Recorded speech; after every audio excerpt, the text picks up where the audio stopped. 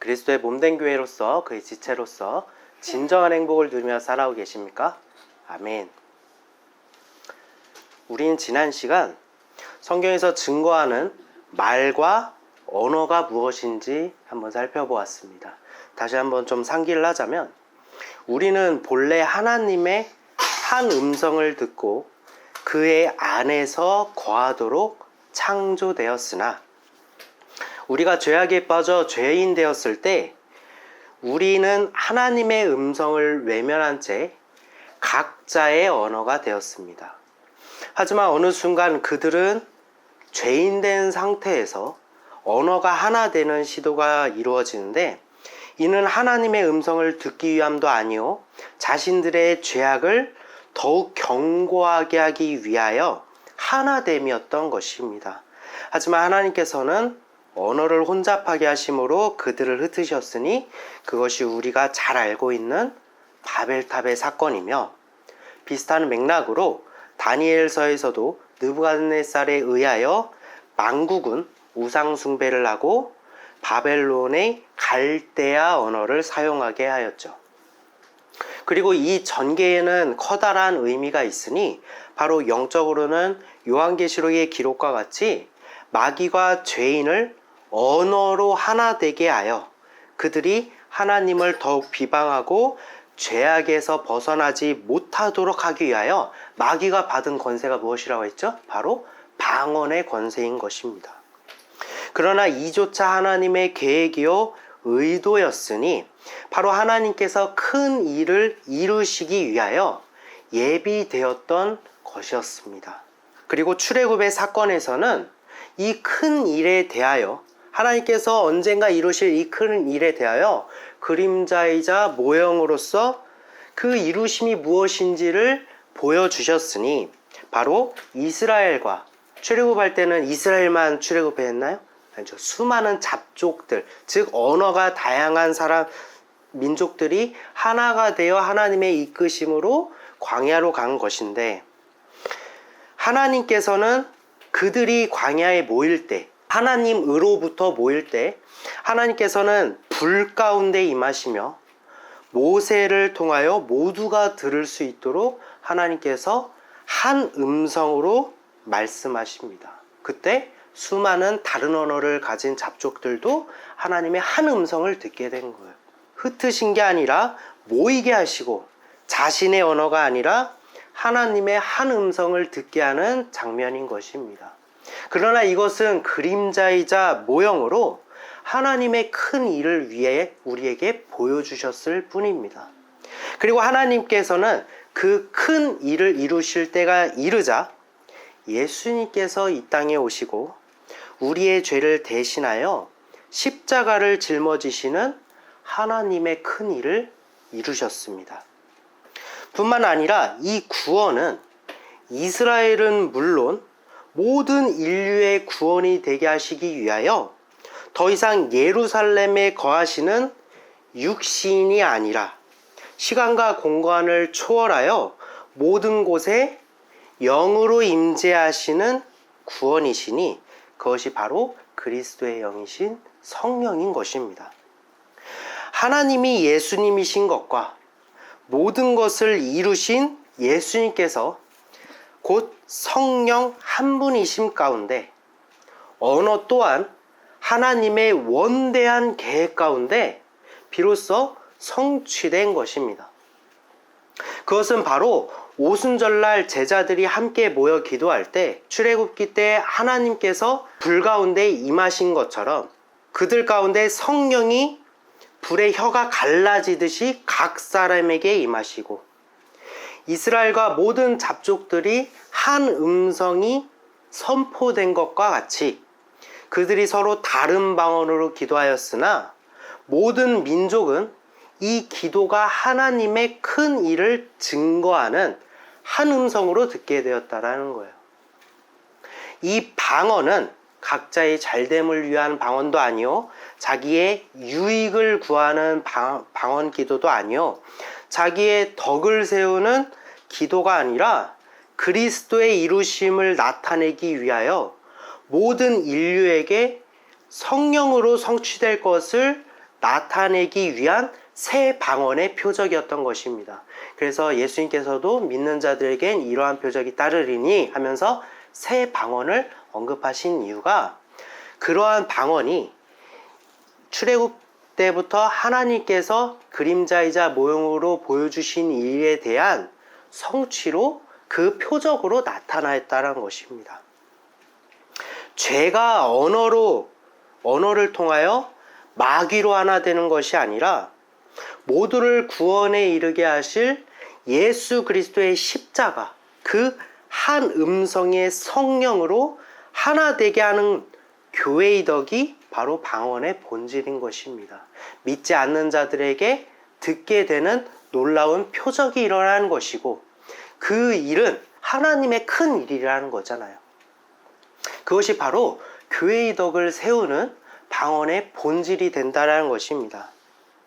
그러나 이 방언의 본질에서 벗어나 무분별한 은사주의에 사로잡혀서 자기의 덕만을 세우려 하고 서로 분열하는 곳이 있었으니 그곳이 바로 고린도 교회였던 것입니다. 그리고 바울은 이 고린도 교회를 향하여 책망하고 권면하는 편지를 보냈으니 그것이 바로 우리가 오늘 읽었던 고린도 전서인 것입니다. 책망하고 권면하는 내용이라는 거예요. 오늘 본문의 말씀이 되는 14장은 우리가 흔히 알고 있는 방언장이라고 말하는 것입니다. 하지만 이것도 예외 없이 책망과 권면하기 위한 방언을 언급하고 있다는 사실을 우리는 주목할 필요가 있습니다. 바울이 말하는 은사는 무엇이기에 고린도 교회의 방언은 책망과 권면의 대상이 되었을까요?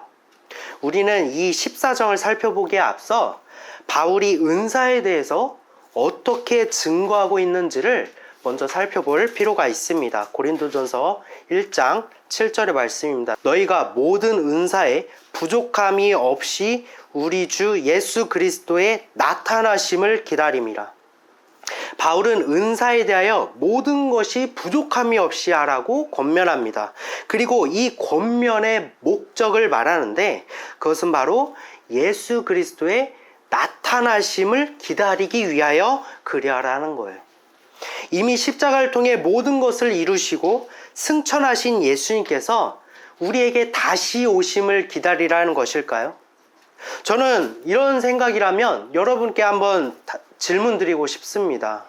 우리는 천지를 지으신 하나님이 우리를 위해 십자가에 달리신 예수님이 맞습니까?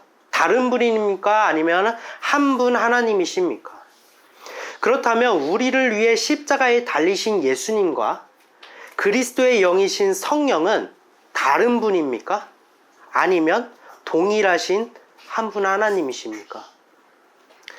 다른 분이라고 말씀하신다면 더 심각한 문제에 빠지는 것이고, 동일한 한 분입니다 라고 고백하신다면 여러분 안에 천지를 지으시고 십자가에서 우리의 죄의 문제를 해결하시며 무덤에서 일어나 사망의 문제를 해결하시고 우리 안에 거하시며 우리를 인치시고 보증하시는 예수님, 즉 성령이 이미 저와 여러분 안에 계시는데 예수님께서 또다시 이 땅에 오신다는 건가요? 여러분은 하나님의 성전인 것과 하나님의 성령이 여러분 안에 계시는 것을 알지 못하십니까? 사도 바울은 모든 은사를 풍성하게 하라고 권면하는 것은 바로 그리스도의 영이신 성령이 우리 가운데 나타나기를 기다리라고 말하는 것입니다. 고린도전서 2장 10절에서 11절입니다. 오직 하나님이 성령으로 이것을 우리에게 보이셨으니, 성령으로 보이셨다라는 거예요. 성령은 모든 것, 곧 하나님의 깊은 것까지도 통달하시느니라. 사람의 일을 사람의 속에 있는 영 외에 누가 알려? 이와 같이 하나님의 일도 하나님의 영 외에는 아무도 알지 못하느니라. 아멘. 바울은 그리스도의 영이신 성령이 우리의 영으로는 도무지 알 수 없는 하나님의 일을 아시는 분이라고 말합니다. 그분이 바로 성령이라는 거예요. 그 성령으로 말미암아 우리에게 보이시고 통달하게 하시는 분이라고 말합니다. 따라서 우리가 하나님의 일을 듣고 보고 알고 만지기 위해서는 내 힘이 아니라 내 영이 아니라 반드시 성령의 도우심이 필요합니다. 은사는 성령께서 사용하시는 도구이니 우리는 마땅히 도구를 본질로 여기지 말고 도구를 통해 발견된 그 본질을 알아보아야만 한다는 거예요. 고린도전서 10장 31절에서 33절입니다. 그런즉 너희가 먹든지 마시든지 무엇을 하든지 다 하나님의 영광을 위하여 하라. 유대인에게나 헬라인에게나 하나님의 교회에나 거치는 자가 되지 말고 나와 같이 모든 일에 모든 사람을 기쁘게 하여 자신의 유익을 구하지 아니하고 많은 사람의 유익을 구하여 그들로 구원을 받게 하라. 아멘. 사도 바울은 고린도 교회를 향하여 그 무엇을 하든지 자신을 위해서가 아니라 하나님의 영광을 위해서 하라고 말합니다. 모든 사람의 기쁨이 되며 모든 유익이 되는 것은 바로 그리스도를 아는 지식이며 그것을 믿고 성령을 받는 것이 모두에게 유익을 주며 교회의 덕을 세우는 구원이 된다라는 거예요. 이 구원은 은사로 주어지는 것입니까? 내가 방언의 은사를 받으면 그것이 구원을 받았다라는 하나님의 표적인가요? 확정이 된 건가요? 아니죠. 구원은 은사로 주어진 것이 아니라 오직 예수 그리스도의 복음, 그 십자가를 믿을 때 얻어지는 것이 구원이에요. 우리가 이 부분을 착각하면 안 됩니다. 고린도전서 12장 4절에서 7절의 말씀입니다. 제가 계속해서 고린도전서 앞전부터 계속 이어나가는 것은 사도 바울이 은사와 방언에 대해서 어떠한 관점을 갖고 있는지 어떻게 증거하고 있는지를 살펴보기 위함입니다. 4절에서 7절입니다. 은사는 여러 가지나 성령은 같고 직분은 여러 가지나 주는 같으며 또 사역은 여러 가지나 모든 것을 모든 사람 가운데서 이루시는 하나님은 같으니 각 사람에게 성령을 나타내심은 유익하게 하려 하심이라. 사도 바울은 은사는 여러 가지이기 때문에 각 사람에게 나타나는 표적도 다르다고 말합니다. 그러나 은사를 주시는 분은 결국 한 분이시며 각 사람이 은사가 다를지라도 결국 한 분이신 성령을 받아야 된다라고 증거하고 있는 것입니다. 이 성령이 모두를 유익하게 한다는 것입니다. 무엇을요? 고린도 교회를 유익하게 한다라는 거예요. 고린도전서 12장 31절입니다. 너희는 더욱 큰 은사를 사모하라. 내가 또한 가장 좋은 길을 너희에게 보이리라. 사도 바울은 결국 모든 은사보다 더욱 큰 은사를 사모하라고 말합니다.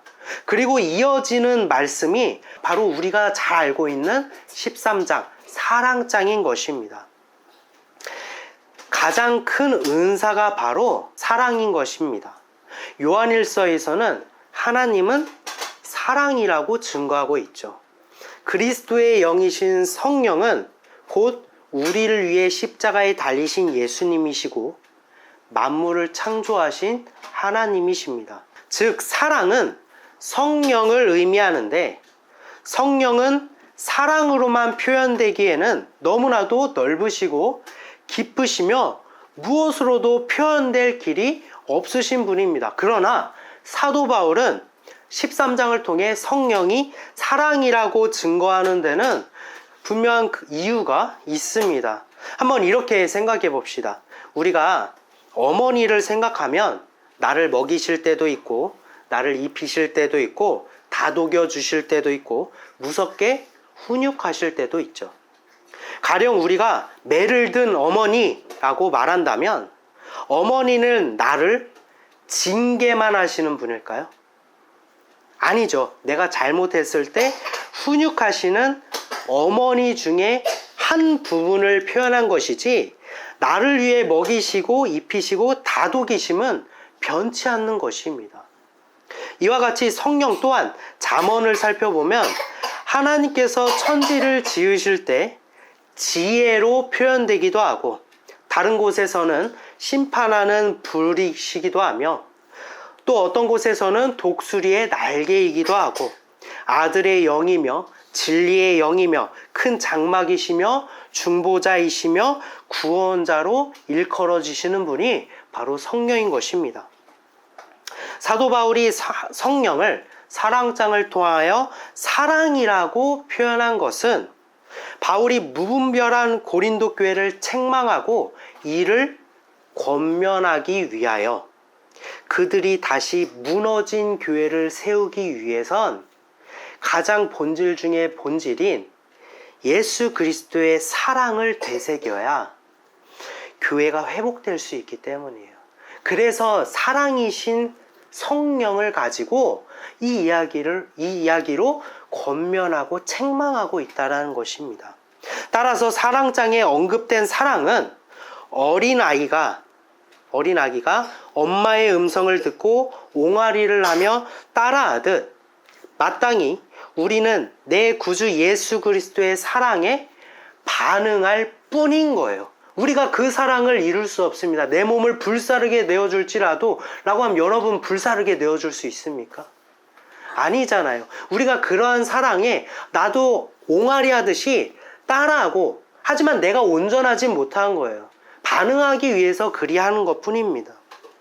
우리가 도달할 수 없고 이룰 수 없고 우리를 위해 친히 감당하시고 견디시며 결국 이루신 예수 그리스도의 십자가를 뜻하고 있는 것이 바로 사랑장의 내용인 것입니다. 사랑장은 그리스도의 사랑에 대하여 사랑하시며 가장 큰 은사가 되시는 성령에 대하여 이같이 증거합니다. 고린도전서 13장 8절에서 10절입니다. 사랑, 즉 성령은 언제까지나 떨어지지 아니하되 예언도 패하고 방언도 그치고 지식도 패하리라. 우리는 부분적으로 알고 부분적으로 예언하니 온전한 것은 성령이죠. 성령이 올 때에는 부분적으로 하던 것이 패하리라. 그리스도의 영이신 성령은 언제까지나 떨어지지 아니한다는 거예요. 예언도 패하고 방언도 그치고 지식도 패하지만 여러분 안에 계시는 성령은 언제까지라도 여러분과 함께 하신다라는 것입니다. 14장에서 강조하는 예언의 은사조차, 특별히 예언하기를 힘쓰라고 했죠. 그런 예언조차, 그러한 은사조차 우리가 부분적으로 아는 것을 예언할 뿐, 온전하신 성령이 우리 가운데 임하시면 부분적으로 알던 것을 패하게 될 것이라고 바울은 증거합니다. 사도 바울이 이와 같이 사랑 이외에, 즉 성령 이외에 모든 것이 패하게 될 것이라고 증거하는 이유는 무엇입니까? 그가 바로 가장 큰 은사인 성령의 그 사랑의 은사에 도달했기 때문인 것입니다. 그는 다른 이들보다 더 많은 은사를 받았지만 결국 그리스도의 영이신 성령을 받았기 때문에 모든 것을 가르치시고 깨닫게 하시며 거울로 보는 것 같이 희미한 것을 선명하게 보게 하시고 얼굴과 얼굴을 마주보듯 분명하게 보이게 하시는 성령을 받았기 때문에 그는 더 이상 어린아이와 같이 그리스도의 도의 초보를 따르는 것이 아니라 모든 것을 배설물로 여기고 다 버린 후 성령의 인도하심으로 장성한 자가 되었다라고 증거하고 있는 것입니다. 그런즉 제일 사랑, 즉 우리를 위해 십자가에 달리신 예수, 그가 나에게 오시는 그리스도의 영이신 성령이 우리가 가장 추구해야만 하는 은사가 된다라고 증거하고 있는 거예요. 우리는 바울이 고린도 전서를 기록한 목적에 대해서 알게 되었습니다. 바로 책망과 권면이죠. 그리고 은사의 본질이 무엇인지, 은사가 결국 무엇을 추구하고 우리가 무엇으로 도달하기 위함인지 이 앞의 내용들을 다 살펴보았습니다. 따라서 같은 맥락에서 14장인 방언장도 결국 무엇을 의미하는지 살펴볼 수 있는 것입니다. 오늘 본문의 말씀 고린도전서 14장 1절입니다. 사랑을 추구하며 신령한 것들을 사모하되 특별히 예언하려고 하라. 바울은 방언장인 14장에서 가장 처음 이렇게 말합니다. 사랑을 추구하며, 즉 방언과 예언과 같은 신령한 은사를 우리가 갖고 그것을 행한다고 할지라도 여전히 추구하고 도달해야 하는 것은 바로 그리스도의 십자가를 비추는 사랑인 것입니다. 그것에 도달하기까지 은사에 부족함이 없이 풍성하게 해야 하는데, 그러한 과정 속에 특별히 예언을 하라고 하는 거예요. 왜 예언을 하라고 하는지 한번 살펴보겠습니다. 2절에서 5절입니다. 방언을 말하는 자는 사람에게 하지 아니하고 하나님께 하나니 이는 알아듣는 자가 없고 영으로 비밀을 말함이라. 그러나 예언하는 자는 사람에게 말하며 덕을 세우며 권면하며 위로하는 것이요, 방언을 말하는 자는 자기의 덕을 세우고 예언하는 자는 교회의 덕을 세우나니, 나는 너희가 다 방언 말하기를 원하나 특별히 예언하기를 원하노라. 만일 방언을 말하는 자가 통역하여 교회의 덕을 세우지 아니하면 예언하는 자만 못하니라. 바울은 예언이 방언보다 낫다라면서 은사를 계급화하려는 시도를 하는 것이 아닙니다. 방언은 사람에게 하지 않고 하나님께 말하는 것이기 때문이라는 거예요. 따라서 앞서 언급한 말씀들과 같이 사람의 일을 사람의 영밖에 모르기 때문에 내 영으로는 내 일을 하나님께 올려드리는 기도를 하게 될 뿐, 하나님의 일을 아시는 분은 오직 하나님의 영, 즉 성령이시니 내가 하나님의 비밀한 일을 내 방언으로는 알 수가 없기 때문입니다.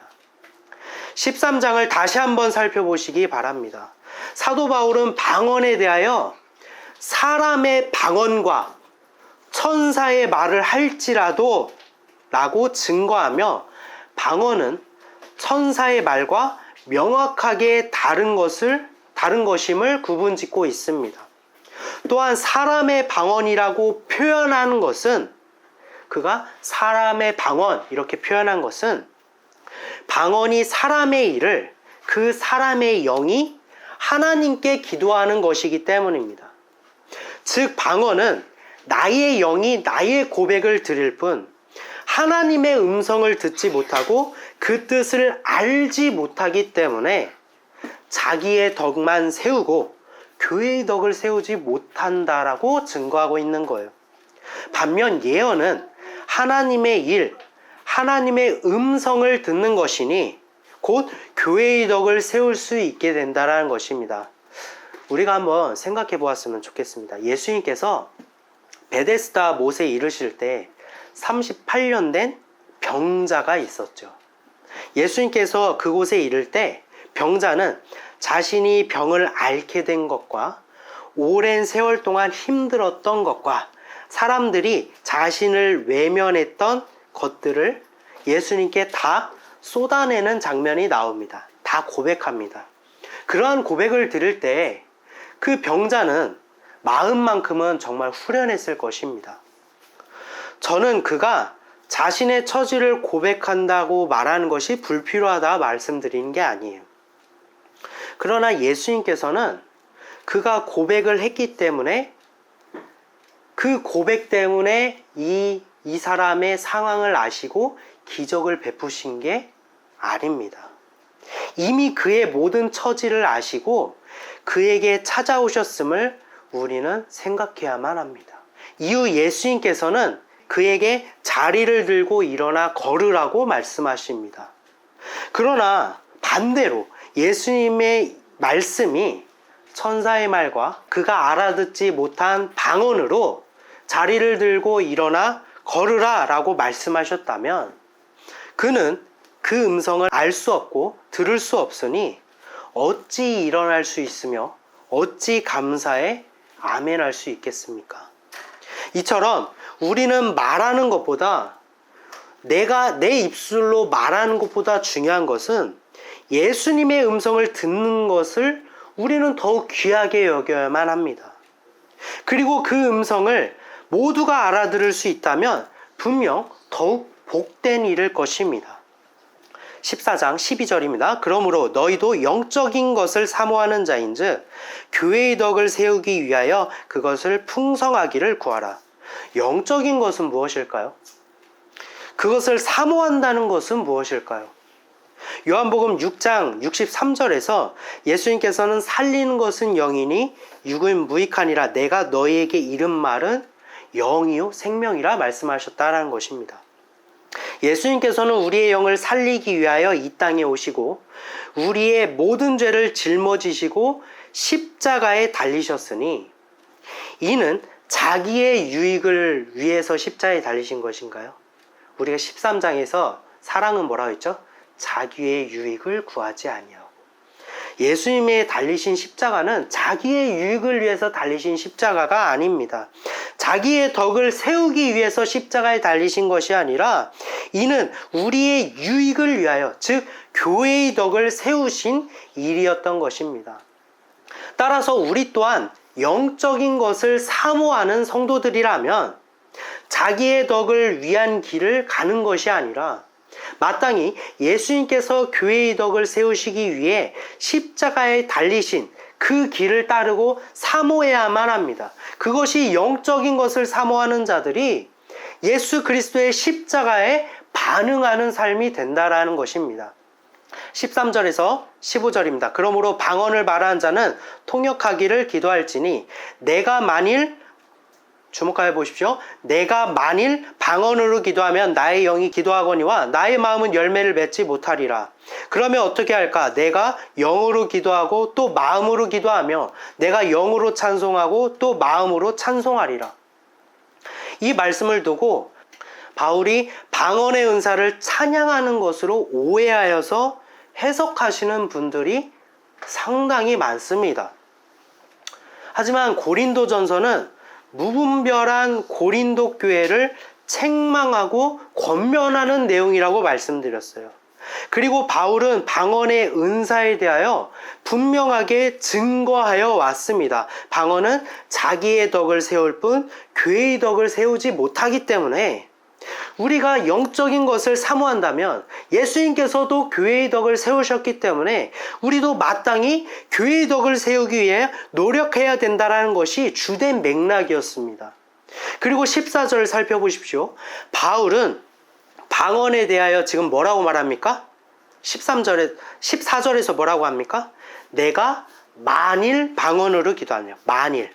만일 방언으로 기도한다라면서 방언을 말하는 것을 가정하고 있다라는 거예요. 그는 이미 방언을 할 수 있고 누구보다도 많은 방언을 말하는 사람인데도 불구하고 방언에 대하여 자기가 그것을 하는 것을 가정하고 있다라는 거예요. 이것은 무엇을 의미합니까?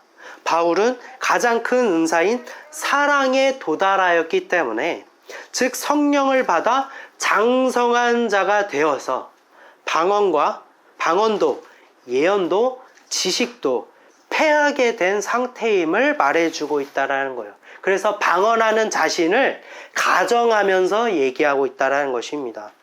그는 이미 성령을 받아 패하고 버리게 된 방언이지만 통역 없이, 자기가 만일 그러한 방언을 하게 된다라면 통역 없이 무분별하게 자기의 덕만을 위하는 방언을 자신이 만일 하게 된다라면 이렇게 된다라는 것입니다. 그것이 무엇입니까? 만일 방언으로 기도하면 나의 영은 기도를 말하지만 통역을 할 수 없다면 예수님의 음성을 듣지 못하므로 마음의 열매를 맺지 못하기 때문에, 마음의 열매를 맺는 것은 너무나도 중요하기 때문에 마음의 열매를 맺기 위하여 영으로도 기도하고 마음으로도 따로 기도하는 이중적인 기도를 해야 된다라는 거예요.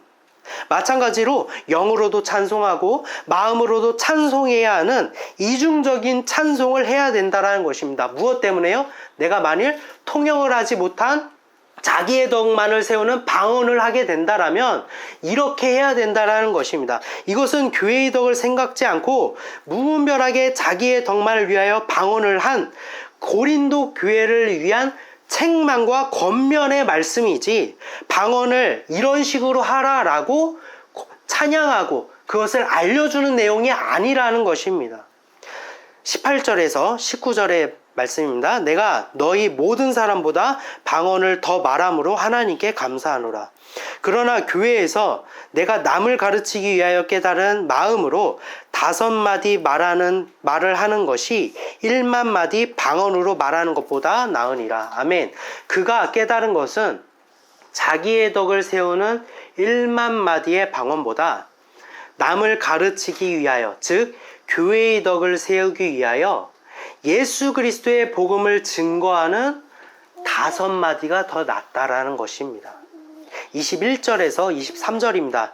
율법에 기록된 바 주께서 이르시되 내가 다른 방언을 말하는 자와 다른 입술로 이 백성에게 말할지라도 그들이 여전히 듣지 아니하리라 하였으니, 그러므로 방언은 믿는 자들을 위하지 아니하고 믿지 아니하는 자들을 위하는 표적이나 예언은 믿지 아니하는 자들을 위하지 아니하고 믿는 자들을 위함이니라. 그러므로 온 교회가 함께 모여 다 방언으로 말하면 알지 못하는 자들이나 믿지 아니하는 자들이 들어와서 너희가 미쳤다 하지 아니하겠느냐. 아멘. 바울은 방언에 대하여 줄곧 같은 입장으로 증거하여 왔습니다. 우리 또한 영적인 것을 사모한다면 마땅히 교회의 덕을 세워야 한다. 그리고 이 모든 행위는 결국 성령을 받기까지 그리해야 할 본질입니까? 수단이라는 것이죠. 그런데 14장 22절에서는 조금 엉뚱하게도 방언은 믿지 아니하는 자들을 위한 표적이라고 말합니다. 믿지 아니하는 자들이 이 방언의 소리를 미친 사람의 소리다, 알아듣지 못하는 소리다 라고 여겨서 그들이 알아듣지 못하니 통역을 하라라고 얘기를 했는데, 갑자기 믿지 아니하는 자들을 위한 표적이라고 말하고 있는 것입니다. 22절의 내용이 잘 이해가 가지 않으실 거예요. 22절이 도대체 어떤 의미가 있는지 우리는 같은 맥락에서 살펴볼 필요가 있습니다. 먼저 22절에 대한 언급을 위하여 바울은 21절을 통해 율법의 기록에 대하여 말하고, 그 내용은 바로 이사야서 28장 11절의 말씀을 인용한 것입니다. 우리가 한번 같이 살펴봤으면 좋겠습니다. 이사야서 28장 9절에서 10절입니다. 그들이 이르기를 그가 누구에게 지식을 가르치며 누구에게 도를 전하여 깨닫게 하려는가? 젖떨어져 품을 떠난 자들에게 하려는가? 대저 경계의 경계를 더하며 경계의 경계를 더하며 교훈의 교훈을 더하며 교훈의 교훈을 더하되 여기서도 조금 저기서도 조금 하는구나 하는도다. 이스라엘 백성이 하나님을 떠나 죄악에 빠지게 되자 하나님께서는 그들을 의도적으로 아수르의 포로가 되게 하십니다. 그러나 그들은 경계의 경계를 더하고 경계의 경계를 더하며 교훈의 교훈을 더하고 교훈의 교훈을 더하며 여기서도 조금 저기서도 조금 하면서 결국 자신들의 죄를 인정하지 않고 하나님의 음성을 듣지 않고 더욱 원망만 하며 자신들의 모든 것들을 점점 쌓아가지만 결국 하나님의 음성을 듣지 않았다라는 거예요. 11절에서 13절입니다. 그러므로 더듬는 입술과 다른 방언으로 그가는 하나님이죠. 이 백성에게, 이 백성은 이스라엘이죠. 이 백성에게 말씀하시리라. 전에 그들에게 이르기를 이것이 너희 안식이요 이것이 너희 상쾌함이니 너희는 곤비한 자에게 안식을 주리라 하셨으나 그들이 듣지 아니하였으므로 여호와께서 그들에게 말씀하시되 경계에 경계를 더하며 경계에 경계를 더하며 교훈에 교훈을 더하며 교훈에 교훈을 더하고 여기서도 조금 저기서도 조금 하사, 하나님도 그렇게 한다라는 거예요. 그들이 가다가 뒤로 넘어져 부러지며 걸리며 붙잡히게 하시리라. 그들의 죄악 가운데 하나님은 그들을 아수르의 포로로 내버려 두시고 그들이 생각지도 못하고 알아들을 수 없는 아수르인들의 입술과 방언으로 이스라엘 백성들에게 말씀하신다는 것입니다. 하나님께서는 왜 이스라엘 백성들에게 말씀하실 때 이스라엘 백성들이 알아듣지 못한 아수르의 입술과 말로 그들에게 증거하셨습니까? 하나님의 음성을 외면한 이스라엘에게 동일하게 보응하셨다라는 것입니다. 정리하자면 하나님께서 이스라엘 백성들이 알아들을 수 없는 입술과 다른 방언으로 그들에게 말씀하셨다라는 것은 그들을 아수르의 포로가 되게 하실 것을 작정하셨다라는 거예요. 그것이 하나님의 계획이라는 거예요. 따라서 바울은 이 말씀을 인용하여 알아들을 수 없는 방언을 빗대어 설명한 것입니다. 그 방언이 어떻게 된다라는 것이죠? 믿지 아니하는 자들을 위한 표적이 된다라는 것입니다. 믿지 아니하는 자들에게 표적이 된다라는 것이 무슨 의미입니까? 즉 하나님께서 이스라엘 백성을 아수르의 포로로 알아듣지는 못하는 말을 통하여 그들을 포로 가운데 내버려 두신과 같이 우리가 알아듣지 못하는 방언을 말한다면 하나님을 믿지 않는 자들이 그것을 알아들을 수 없으므로 여전히 믿음에 없는 가운데 내버려지게 된다라는 거예요. 즉 믿지 않는 자들이 더욱 믿을 수 없게 되는 표적이 된다라는 것입니다. 무엇이요? 방언이요. 왜요? 알아듣지 못하기 때문에. 믿을 수 없는 일들로 더욱 가득 차 있기 때문에 방언이 그들을 믿음 없는 가운데 더욱 내버려 두게 된다라고 증거하고 있는 것입니다. 사랑하는 성도 여러분, 그러면 우리는 방언을 하지 말아야 합니까? 아니요, 저는 여러분에게 방언을 하지 말라고 증거하는 것이 아닙니다. 방언은 분명 신령한 하나님의 은사이자 귀한 선물이기 때문에 우리가 더욱 방언을 많이 하고 풍성하게 해야 합니다. 그러나 방언은 성령 그 자체가 아닙니다. 구원을 받았다라는 증거가 되지도 않아요. 성령의 나타나심을 위한 표적인 것입니다. 장성한 자로 이끄시기 위하여 그 방언을 통하여 나를 키우시고 단련시키는 성령의 계획인 것입니다. 방언 기도를 통해 우린 방언 기도를 할 때 어떻게 됩니까? 나를 하나님께 고백하잖아요. 내 모든 일을 그분께 아뢰잖아요. 내 영이 마귀를 대적하기 위하여 누구에게 기도합니까? 하나님께 기도하잖아요. 결국 하나님께 모든 내 초점을 맞추고 집중하기 위한 훈련이, 그 과정이 바로 방언이라는 것입니다. 그리고 어린아이가 연한 것을 먹으며 갈수록 단단한 것도 먹어서 결국 장성한 자가 되듯이 결국 추구해야 하는 것은 사랑, 곧 성령을 받아야만 한다라는 것입니다.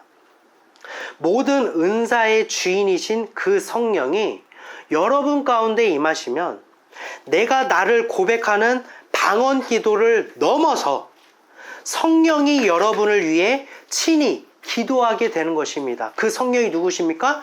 하나님의 일을 아시는 분이에요. 로마서 8장 26절에서 27절입니다. 이와 같이 성령도 우리의 연약함을 도우시나니 우리는 마땅히 기도할 바를 알지 못하나 우리가 마땅히 기도할 바를 알지 못하기 때문에 방언으로 기도하며 하나님의 일을 알지 못하는 것입니다.